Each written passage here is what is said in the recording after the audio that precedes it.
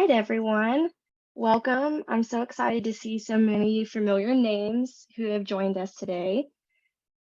This is one of several in the series for Fall Lunch and Learn with the Office of Equity and Inclusion. If you have missed out on previous presentations, or maybe there was one from a previous semester you were really excited about, you can log into their website, and they do record all of their lunch and learns. So definitely check out their website. This one will also be recorded for those who couldn't attend, or if you want to go back and watch anything to refresh. So my name is Audrey Besh. I am a clinical instructor in the Department of Counseling and Human Services, and I'm also a doctoral student in educational leadership and policy analysis at ETSU. And my topic today is neurodiversity, one of my research and presentation interests, and also I have lived experience as a dyslexic. So today we're going to be talking about a few different things. I'll go over our agenda, but before we get started today, you're welcome to turn your cameras on if you are comfortable with that. Also, no camera is completely fine. Today we'll be talking a little bit about some lived experience at the end of the presentation, maybe throughout. So just be cognizant of the fact that we are recording. So if you share someone else's experience, make sure that you have permission to do so. You're also welcome to share your own experience. Those are definitely welcomed. So before we get into our agenda for the day, I want to know, what brings you here today? What do you already know about neurodiversity? You can unmute yourself and let us know, or you can type in the chat. What do you already know about neurodiversity, and what brings you to this presentation today?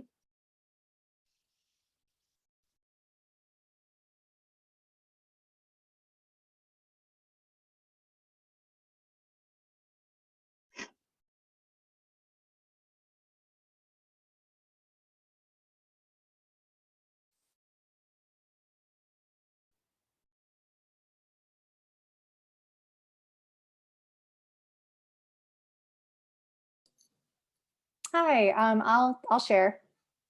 I am a SLP graduate student at ETSU. I have worked in ABA behavioral environments in the past, and one of the things that I learned before working there was that there are different types of communication styles that people in the neurodiversity community use. We had some kids that used an AAC device while we were still teaching them how to speak, but the AAC device helped in that process.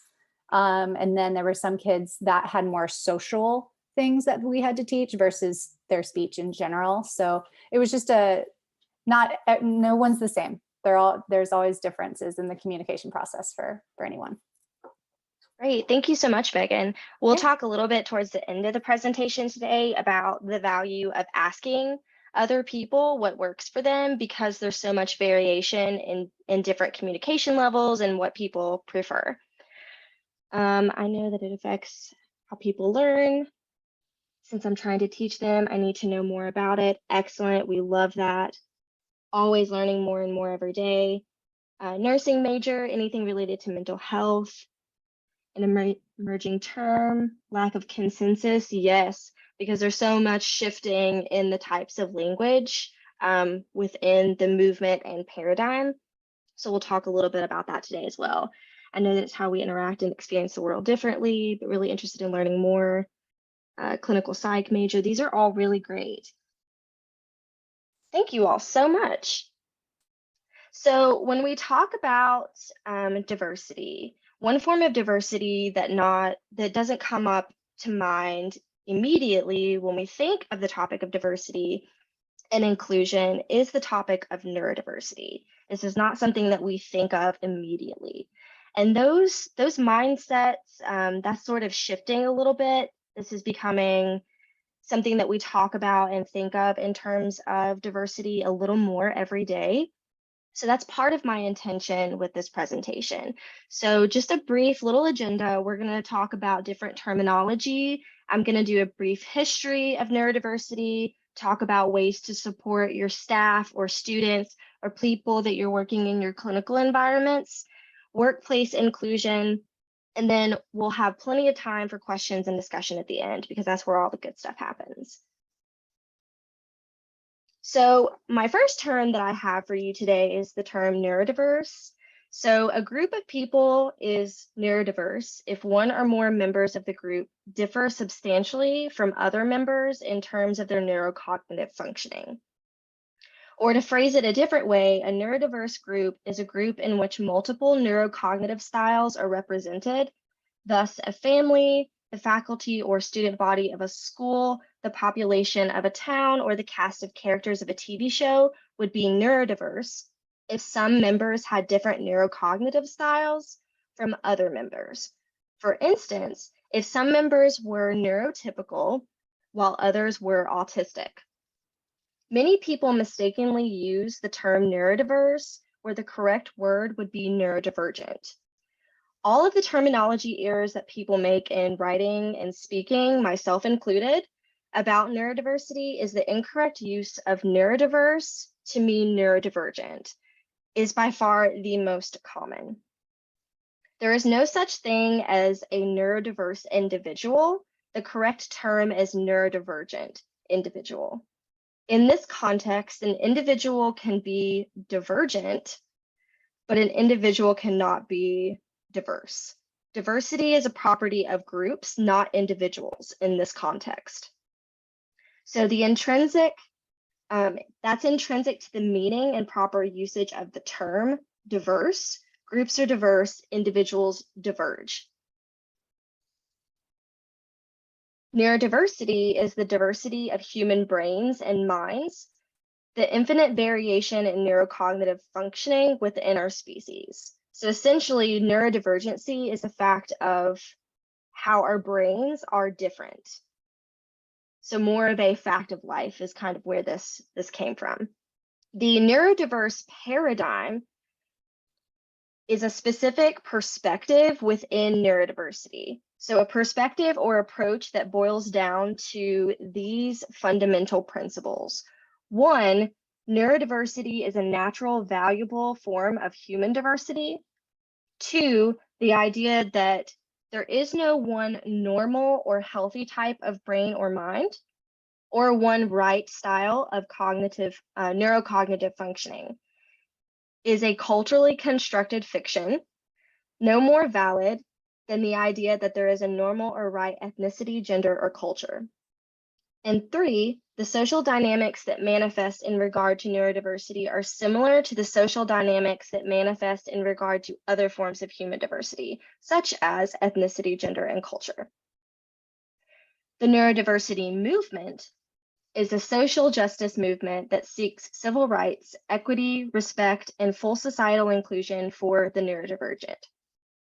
The neurodiversity movement is not a single group or organization. Like most civil rights movements, the diversity movement is made up of a great many individuals, some of them organized into groups or some sort of other. These individuals and groups are quite diverse in their viewpoints, goals, concerns, political positions, affiliations, methods of activism, and interpretations of the neurodiversity paradigm.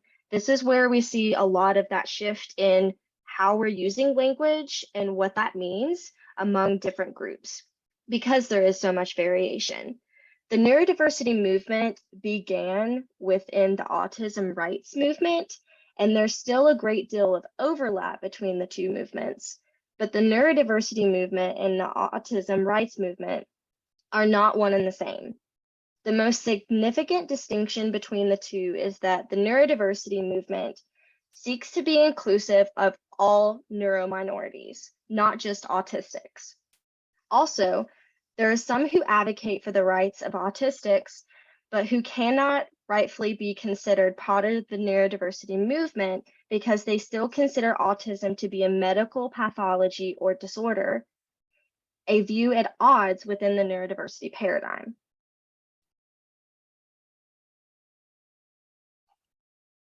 Neurotypical, often abbreviated as NT, means having a style of neurocognitive functioning that falls within the dominant societal standards of normal. Neurotypical can be used as either an adjective, he's neurotypical, or a noun, she's a neurotypical. Neurotypical is the opposite of neurodivergent. Neurominority is a population of neurodivergent people about whom all of the following are true. They all share a similar form of neurodivergence.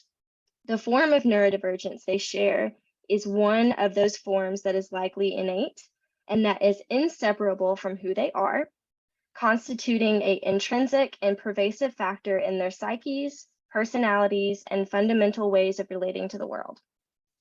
And 3, the form of neurodivergence they share is one to which the neurotypical majority tends to respond to some degree of prejudice, misunderstanding, discrimination, and/or oppression, often facilitated by classifying that form of neurodivergence as a medical pathology.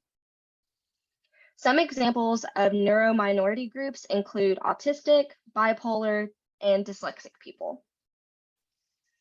The word neurominority can function as either a noun, autistics are a neurominority, or an adjective, autistics are a neurominority group. The term allistic simply means a non-autistic person. And then lastly is identity first language. And this is another one of those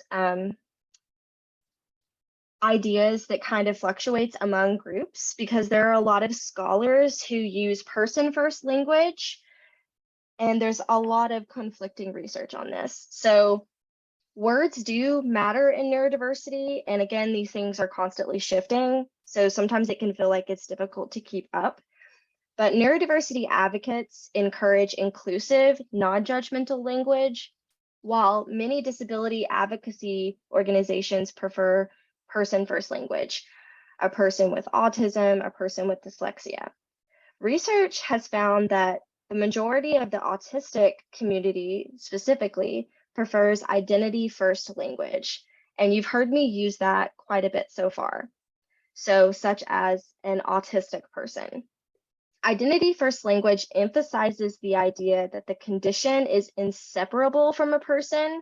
Therefore, rather than making assumptions, it is best to ask directly about a person's preferred language and how they want to be addressed.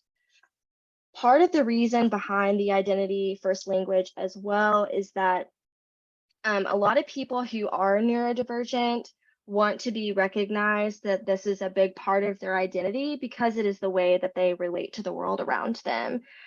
So for instance, people who are dyslexic, that doesn't just mean that they struggle with reading or writing. Same thing with dyscalculia. They don't just struggle with math and math problems. It also has a lot to do with relational aspect, you know, how they're relating to other people, how they solve problems in the way they see the world.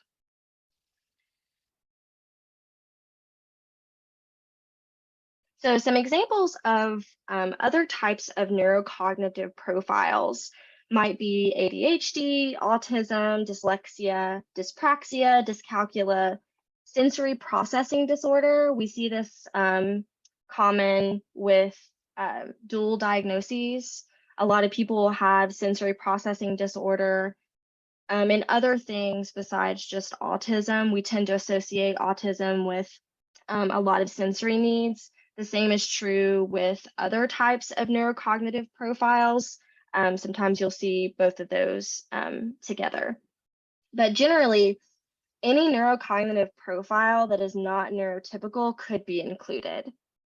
So I've just kind of shared a graph here that has what some of those others could be considered when we're looking at the topic of neurodiversity. And I just want to pause here because I've thrown a lot of definitions of terms out at everyone and just see if you all have questions at this point or want to throw your own take on what you've heard from terminology, how maybe you've heard it a little bit different.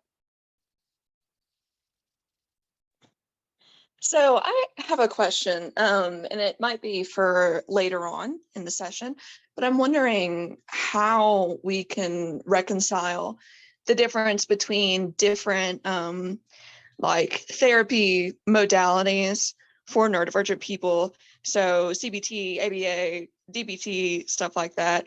And I know that a lot of those, especially ABA and CBT, neurodivergents feel are oppressive to them. And so I'm wondering what the shift in the scholarly circle and academia and practice looks like. That's a really great question. And I do think we should come back to this more in depth at the end of the presentation.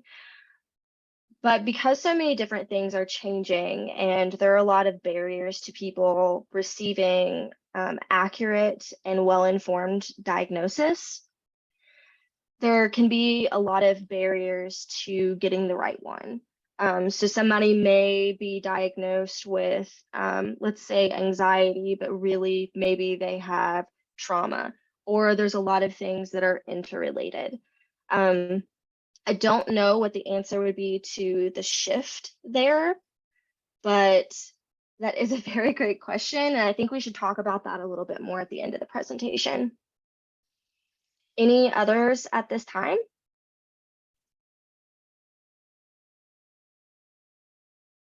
Thank you, Erica. Okay. So I just wanted to provide a little bit of a brief history about neurodiversity. So the term neurodiversity was created in the 1990s by autistic sociologist Judy Singer. In the movement away from deficit-based language, Singer highlighted notable strengths in the autistic population, including ability to focus, recognize patterns, and remember factual information. Considered somewhat radical at the time, her work helped change the conversation to include more balanced perspectives that honored the strengths and gifts of individuals with varying neurotypes. Singer's work on autism and neurodiversity became widely known as a result of her published chapter titled, "Why Can't You Just Be Normal for Once in Your Life?" based on her thesis, which was published in the UK in 1999. The words from the chapter read, "For me, the key significance of the autism spectrum lies in its call and for anticipated of the politics of neurological diversity or neurodiversity. The neurologically different represent a new addition to the familiar political categories of class, gender, race, and will augment the insights of the social model of disability. The rise of neurodiversity takes postmodern fragmentation one step further. Just as the postmodern era sees every once too solid belief melt into air, even our most taken for granted assumptions that we all more or less see, feel, touch, hear, smell, and sort information in more or less the same way, unless visibly disabled, are being dissolved." And I provided the quote on the slide because I thought this really helped encapsulate how neurodiversity fits within our view of biodiversity and ecosystem stability. So kind of talking about this piece of, when are we going to start seeing these shifts in, academia, the literature, and finding the right help for individuals. There's a lot of murkiness in there as far as it's going to take more of this culture shift as well. So prior to the neurodiversity movement, autism, ADHD, and other conditions were considered disorders that needed to be treated or cured. The increasing prevalence of autism diagnoses was even referred to as an epidemic. The concept of neurodiversity suggests, however, that these conditions are simply different ways of being, and that individuals with these conditions don't need to be pathologized, cured, or changed, but supported for exactly who they are. Those who are neurodivergent tend to find some ways very easy and other things to be incredibly hard. These usually tend to be inconsistent performance at work or school. Neurodivergence can be a competitive advantage when individuals are in the right environment, making use of their strengths instead of constantly trying to overcome challenges. This is where the title of my presentation comes in, removing barriers and uplifting those with dyslexia, autism, dyspraxia, and ADHD.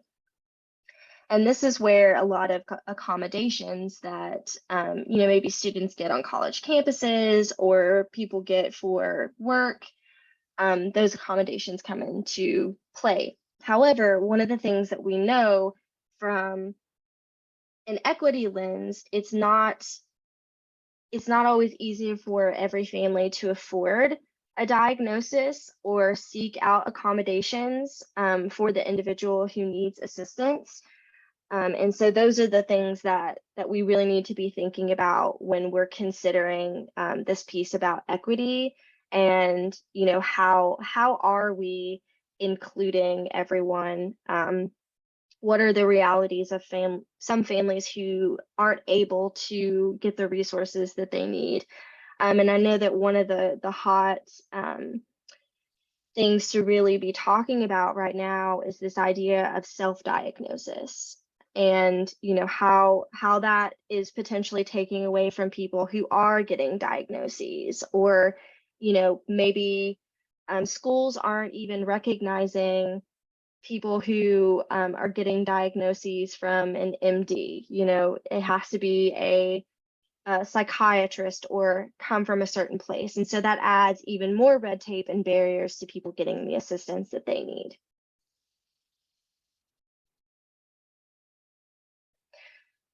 So I wanted to provide a few different ways to support people who are neurodivergent, but also this really just being more of a lens and sort of mindset shift, because we don't always know that someone that we're working with, maybe students in our classrooms, whether or not they are neurodivergent. So having that lens that let's assume that there's probably someone around us who is neurodivergent. And so here are different ways that we can be thinking about those things. People with neurological differences have unique challenges in addition to the struggles such as being a college student that can lead to increased prevalence of anxiety, depression, and other mental health conditions. And this is why we see a lot of people who have been diagnosed with some type of neurodivergence, and then they also have a diagnosis of anxiety or depression, because they tend to have higher rates of those in comparison to people who are neurotypical.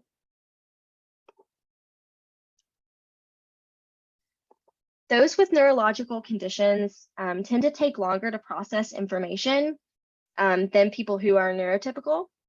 Sometimes this is because many have a smaller working memory capacity compared to that of neurotypical people are believed to have, which can make it difficult for them to make the memory demands that many typical activities require. This is especially true for people with dyslexic profiles whose brain structures create more long-range connections. It can be difficult to focus on large chunks of information. So anything that you can do for employees that you're working with, clients, students, that if you're presenting large chunks of information, to be thinking about how you can break this up into smaller, more digestible chunks. And this is going to depend on the person that you're working with as well. Try to limit the amount maybe of verbal information, and how can you be putting that into written form so that people can go back and refer to that information at a later time. Diversifying your strategies is really important. So an example of diversifying your strategies for maybe educators is to make lectures more accessible to neurodivergent students. Consider utilizing different teaching and learning methods in a classroom. This is because different students will respond to different strategies depending on how they think and process information. And they may not exactly know what that is, especially if they're getting a late diagnosis in adulthood. But one of the best ways that I have found helps me and other people like me is the why questions. So if somebody is having a hard time understanding a concept, or you're really struggling to get this person to understand what it is that you're talking about, when you ask a why question about the thing you're talking about, it helps with the neural connections in our brains, where it kind of metaphorically gets our juices flowing in our brain to where we're able to think about it in a different way. And so it'll help us to, come to an easier understanding of what you're talking about. Getting to know the person's strengths and weaknesses. So this will help in identifying what strategies might work differently or better. So everyone has their strengths and weaknesses. Neurodivergent people will differ in their attributes, where some might be better at math and science, others might be better at creative subjects. But that doesn't mean, and we hear this a lot, it's a not misunderstanding, but sort of a myth that if someone has a particular neurodivergent profile, they're automatically going to be more creative or better at a certain subject. That's not always true.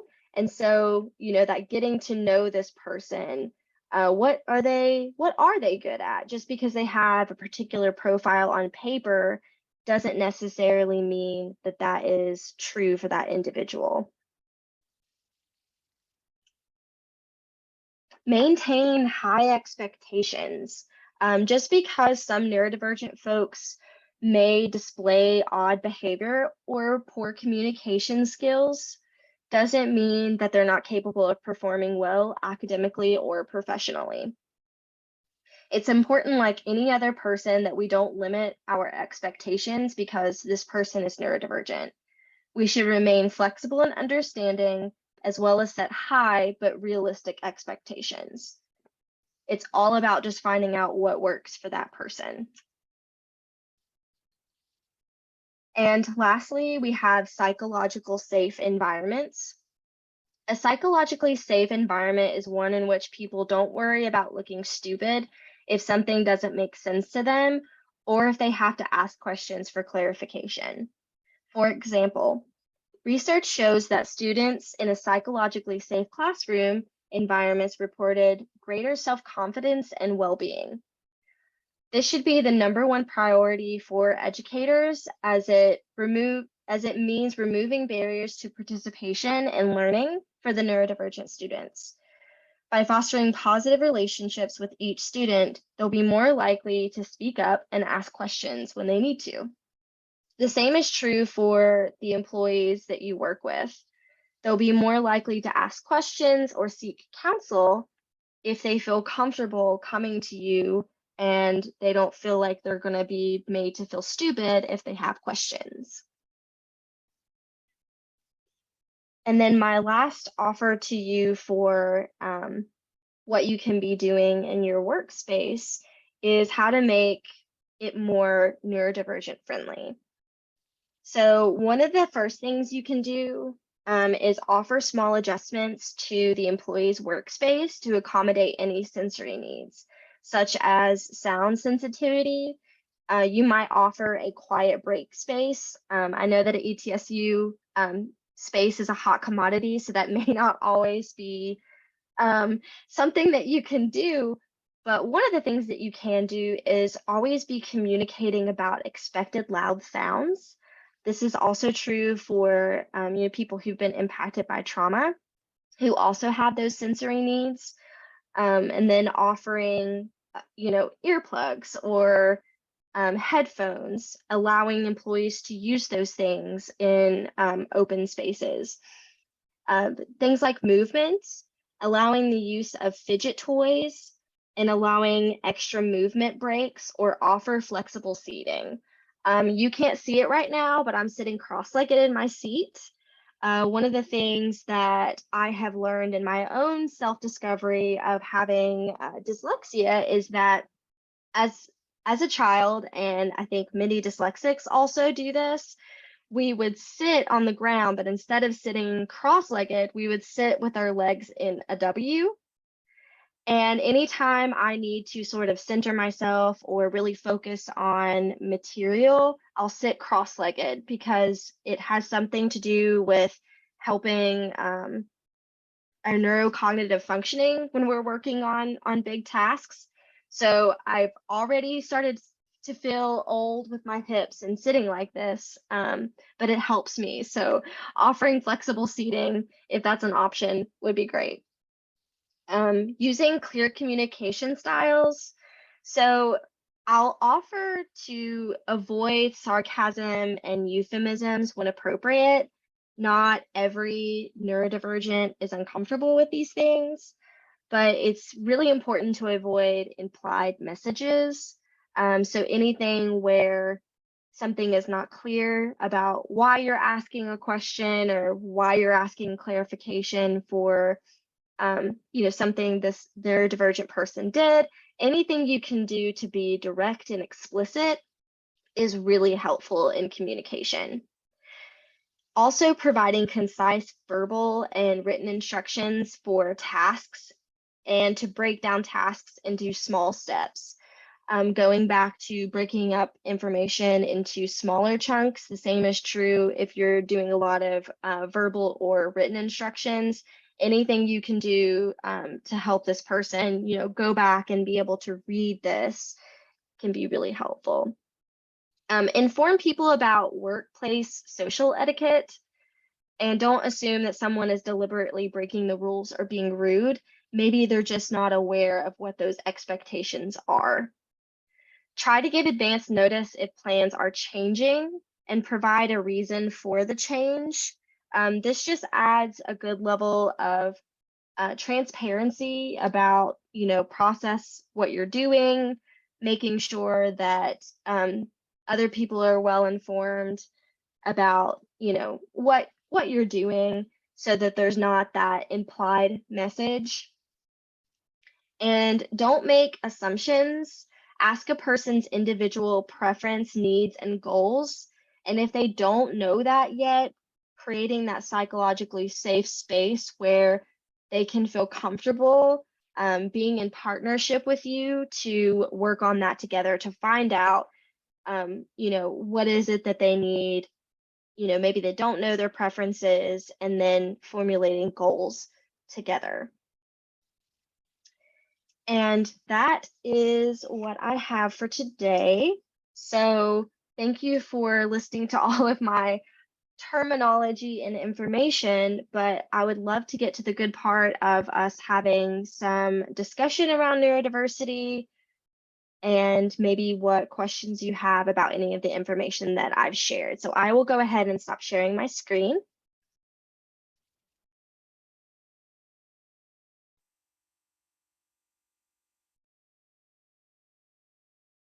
And get to the good part.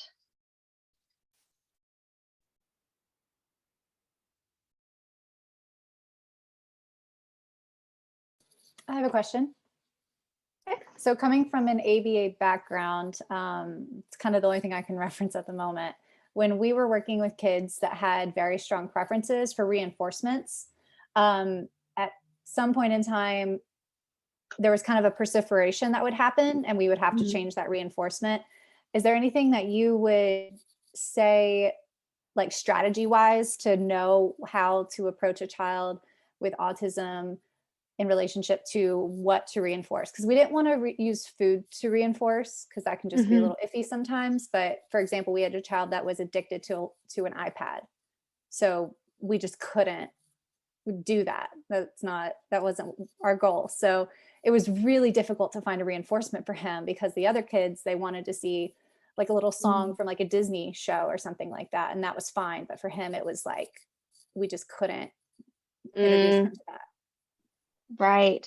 That's a good question, because it's going to completely depend on what that person is going to be receptive to and what they're going to want to use in that moment. Were you experiencing any issues with, so you just didn't introduce the iPad at all, correct? So he had already had kind of an addiction to it Okay. a few years ago. So that would have already been known. And then when I started working with him, it was just basically said like, no iPad. He can't handle it. But most of the therapy was like us trying to figure out what he liked, because there was so much that he just like didn't really, there wasn't anything that was like, I'll do this work to get this. There really wasn't that like connection that he had with much. So I don't know, like any questions as what to do when you are dealing with like a child that, you know, you do struggle to communicate with him in his own way. You're trying to, but there's not that, it didn't really seem like there was that desire for him from his perspective to like try on his end, if that makes sense.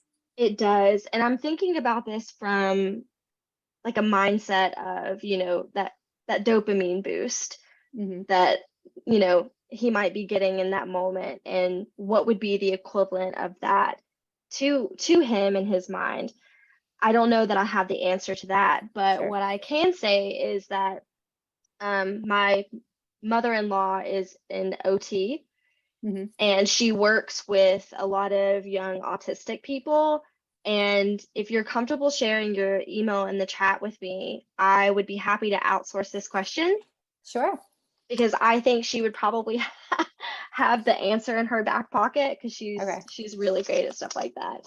And I know she has a lot of iPads that they use in their classrooms. We did eventually find that he likes to swing. So we would take him to the OT gym and have him like swing, but that was difficult for all the environments, like something that crosses over. But yeah. Thank you. Yeah. Audrey, this is Elaine in Kingsport. How are you? Good. How are you? I'm fine, thank you. I'm not really even sure how to ask the question, but I'm thinking about so many people who are struggling with the COVID fog and those type things, and it just made me think, if people experiencing that and the research that'll probably continue, obviously, and how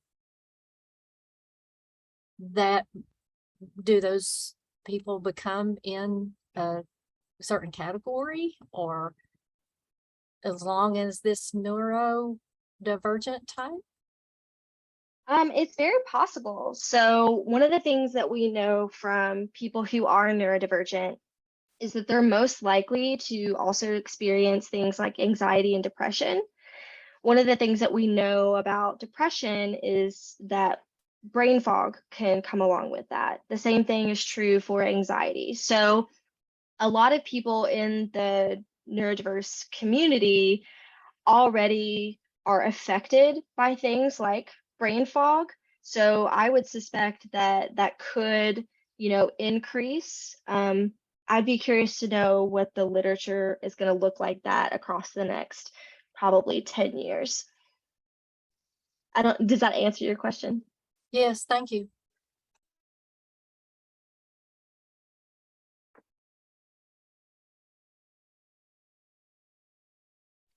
How was I have also been wondering what exactly falls under neurodivergency. So I know that with the like increased oppression of like working class people, the rates of depression and anxiety are going up. And I'm wondering if the definition of neurodivergency will shift to include or exclude people who would otherwise be neurotypical if it weren't for their specific living conditions. That's a very excellent point. Because you'll note that one of the graphs that I shared, anyone who has that varying neurocognitive style could also include things like trauma, you know, that accompanying anxiety and depression, but people who would otherwise possibly be neurotypical, like how do we, you know, think about those things. And what I'll offer is, how are we thinking about this in terms of, are we trying to categorize people, or are we trying to see this within a normal human fact of life of everyone being neurodiverse, but certain people may be needing more accommodations than others. But I would be really curious to know how that will shift, and how are we going to be able to distinguish, people who would otherwise be neurotypical. Yeah. So like for me, what has kind of sparked this for me is that I've got ADHD and maybe autism. I'm still trying to figure that out. And then, all the comorbidities that come with them.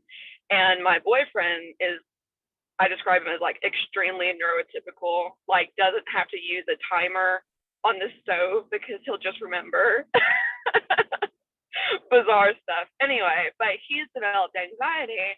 And I've been wondering if that would classify him as neurodivergent, because outside of, anxiety and stuff like that, he still doesn't understand like the different cognitive functioning, Right.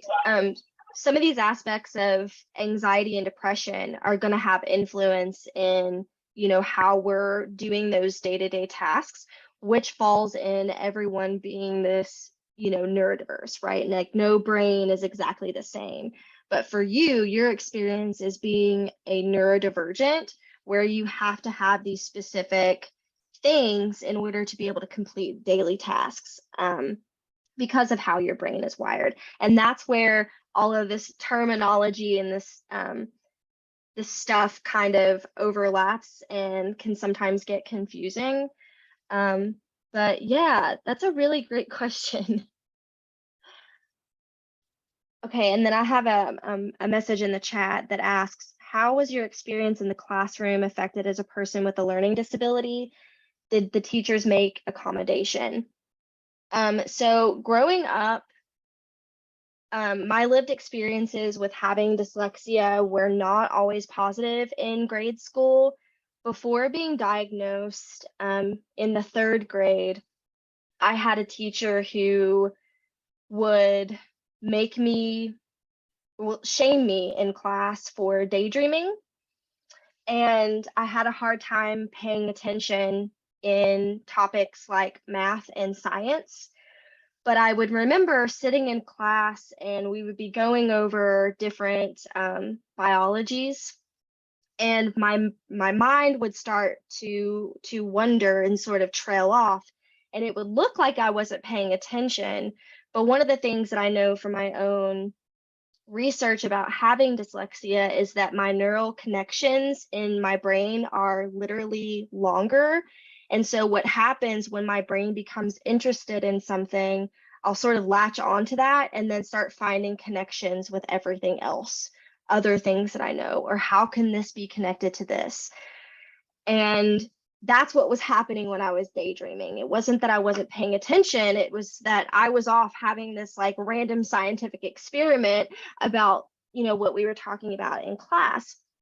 And so my teacher's experience of me in those moments was very different, that I was not paying attention or I was disrupting everyone else, because she would have to stop and say, "Hey, Audrey, why aren't you paying attention right now? Paying attention in class." And so that was how my parents were notified that there was a problem. Moving on through school, there were certain things that I really struggled with. And when I came to ETSU and started working in academia, things really changed for me, because I was in topics that really interested me, but there were still barriers to seeking accommodations, even at ETSU. This was my same experience with Northeast State, because my diagnosis was more than 10 years old. And even though my needs and neurodivergency had not changed over the course of my life, I was not able to seek accommodations at Northeast State, because I would have had to go through an entire new testing phase and get new documentation that said that I had dyslexia. I was not able to afford that at the time, and so I didn't go, and there was no one who was helping me with telling me that there were other resources I could have used. Now working at ETSU, I was able to get a second diagnosis of anxiety at our behavioral health clinic that we have on campus. And I was able to use that to seek out accommodations in disability services. But that is the reality of a lot of experience that people with people who are neurodivergent go through, that you have to have a certain level of documentation, which can become a little classist in terms of being able to get the help that we need in certain areas. You note that breaking up information and instructions in smaller portions at a time. This is so helpful to neurodivergent students. How can college students cope with the overwhelming information dumps that occur in higher ed classrooms? So I will say that Disability Service has a great new resource where you can go through a Mentor Me program where neurodivergent students can work with a peer mentor to help them with managing their workload, time management, how to digest those courses where there's a lot of information at a time. So the way that I would recommend college students cope with this overwhelming information, it's really going to depend on the person. So I'm a spreadsheet person. I created one for my course assignments this semester. There's a lot of people that I've talked to that stresses them out. They don't like spreadsheets. So it's really going to just depend on that person, because a lot of neurodivergent people will have what they call doom piles of information. You can't see them in my room, but I have places where there's just stacks of papers that I say, I'll go back through those later, and then never do. And then 2 years later I do, and then find that thing I was looking for. So we're sort of like organized chaos. So anything that you can offer students to help organize their chaos is really just going to depend on that person. So I have one quick question. So I teach some really big lecture classes, basically. And they tend to be required courses for students. And I do try to do a lot of the stuff you've been talking about. I do like question submission using apps on their phones, so they're not having to raise their hands. I do try to keep things as organized as possible, where possible, letting them work through things at their own speed, all of that stuff. Despite that, I usually still have, and again, talking about the classes stuff too, like I usually have at least a couple students who at some point in the year will just fall off the map, like just gone. And, they just stop turning in work, they stop showing up, everything. I assume some of them are falling into this category of being neurodivergent, of, have something happens and they can't seem to get it, get to the end. But the issue is again, unless they have a specific diagnosis through disability services and they have gotten in touch with me, I can't really ask if that is what is going on. Is there any recommendations you could make, ways that you could kind of reach out to those students without say, hey, I think maybe you have ADHD and you're having organizational issues and we could do something to help that. But is there a good sort of sensitive way to address those kinds of students? So 2 things come to mind. The first is that this is the problem with that intrinsic motivation. There's not a whole lot you can do about that. But what I will offer is something that has been helpful to me as an educator is really falling back on the types of policies that I put in my syllabi. So I've really started to condense having really long syllabi for one, and offering really thoughtful and helpful language in there about things like being neurodivergent. And instead of just pointing students in the direction of resources, letting them know that I'm an advocate for them, so that when I do reach out to them via email, because I have similar thoughts and can't say, hey, I think that you have X, Y, and Z. But then when you're reaching out to students and offering that support, assuming that they've read the syllabi, you can kind That's of a big fall back on assumption. this. I know. I've also tried the syllabus quiz at the beginning of the semester, and sometimes that works, and then sometimes it doesn't. I felt like it ended up creating more barriers than anything else. But you can reach out to students in ways that doesn't necessarily allude to, you having those specific impressions of them, but anything that you can do to be embedding that language throughout, if you're using D2L, and you can add in like student resources and have something specific in a tab that talks about neurodivergency. And so, if you wanted to include those resources that we have on campus, that's great. But anything you can do to add your own narrative in there about your support level, students are going to be feeling more comfortable to say, hey, I'm struggling right now and I need your help. What do I do?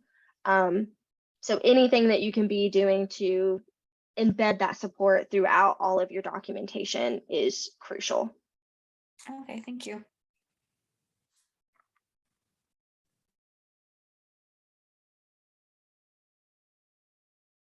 I have high functioning anxiety disorder and PTSD, and I'm a recovering alcoholic and addict, sober for several years now. I have trouble with being timed on anything or any activity. When I'm timed, my brain cannot process the question or activity I'm being asked to complete. Instead, I look at a timer going down. I can teach. Do you have any suggestions? Yes. So having an anxiety disorder and PTSD, anything where you're going to be timed seems to be a problem. So one of the things that we know with the interrelation between neurodivergency and having a diagnosis such as PTSD, having been impacted by trauma, is that the body is going to experience being in that fire alarm state. I don't know what your experience is with going to therapy. I know that it's helped many other people like myself, but you've got to find the right one that works for you. So being in therapy for trauma is probably my like best offering that I can give to anyone who is struggling with having this level of anxiety on being timed. Because what does happen in our bodies when we have PTSD or anxiety is that we'll get stuck in that mode of alarm state where our prefrontal cortex tends to shut down and we get stuck in the amygdala. And so adding that in with having neurodivergence is going to further complicate things. And so you're not going to be able to answer those questions, especially if you're being timed. So any sort of therapy that you can do to help work through calming the body and bringing it to a more natural state all of the time is going to help in those moments where you have higher levels of anxiety or test anxiety.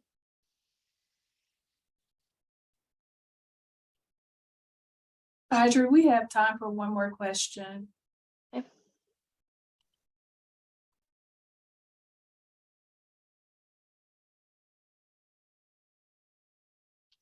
And I'll just put my email in the chat since I don't have the slide up if anyone wants to email me. I'm happy to point you in the direction of research, literature that I've come across, or just have conversation about the topic, because I could talk about it all the time. Thank you so much, Tracy. Okay, I know it gets tricky with GADDIes and accommodations without the proper documentation, and I wouldn't want to assume someone needs help, but do you have any suggestions for what to do as an instructor supervisor when individuals tell you they're neurodivergent and seem like they're trying to ask for accommodations, would benefit, but would not have granted formal accommodations because of those barriers you mentioned? This is tricky.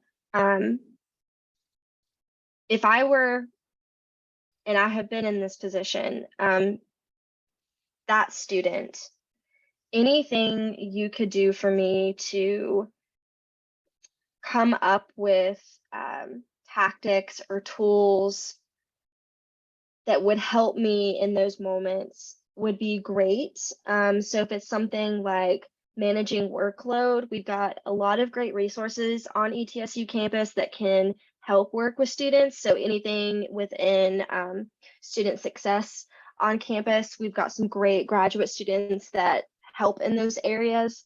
So there are ways that students who suspect they're neurodivergent but don't have that official documentation, there are a lot of resources that they can use that you as an instructor can connect them to and help them with, that they can sort of work through those barriers. But I'll also offer that we do have that amazing resource on campus where it's much cheaper for people to get a diagnosis. I don't know how that's changed since I have been there, but all of the doctoral students who are doing their clinicals in the Behavioral Health and Wellness Center can do diagnoses under the supervision of licensed professionals.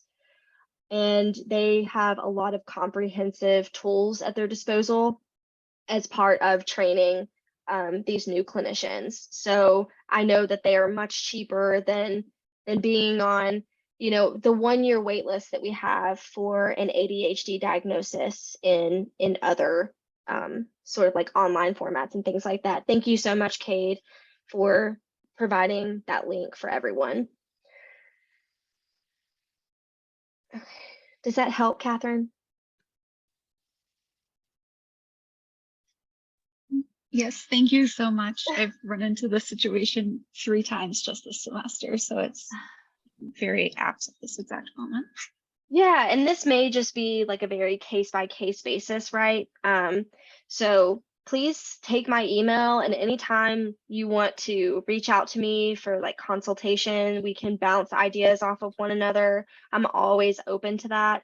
I'm not someone who is like a big expert in neurodivergency, but I am good at connecting resources. So I would absolutely be happy if you wanted to reach out to me about those students individually. Obviously, keep them confidential, but I'm happy to help you on those.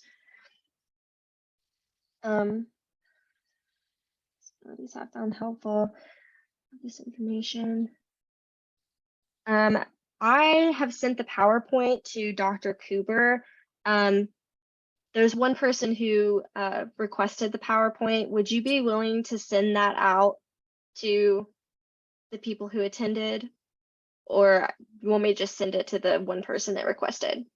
No, we can send it out to their group. We can send it to the entire group. That'd be great. Thank you. Plus all of the presentations that we do in the Lunch and Learns, they're all recorded and archived. So you can go back and watch this at any time you like. Thank you, Dr. Johnson. Well, thank you everyone for attending this Lunch and Learn today. We appreciate you, Audrey, for sharing this information. She shared a wealth of information with us today. If everyone could please complete the survey link in the chat, this will help us to continue to plan for the Lunch and Learns. Also, we would like to welcome everyone here. If you have not registered for the Equity and Inclusion Conference, this link will also be placed in the chat. And we look forward to seeing everyone in October when we return on October 4th with multiraciality is our next Lunch and Learn. Thank you and have a wonderful day.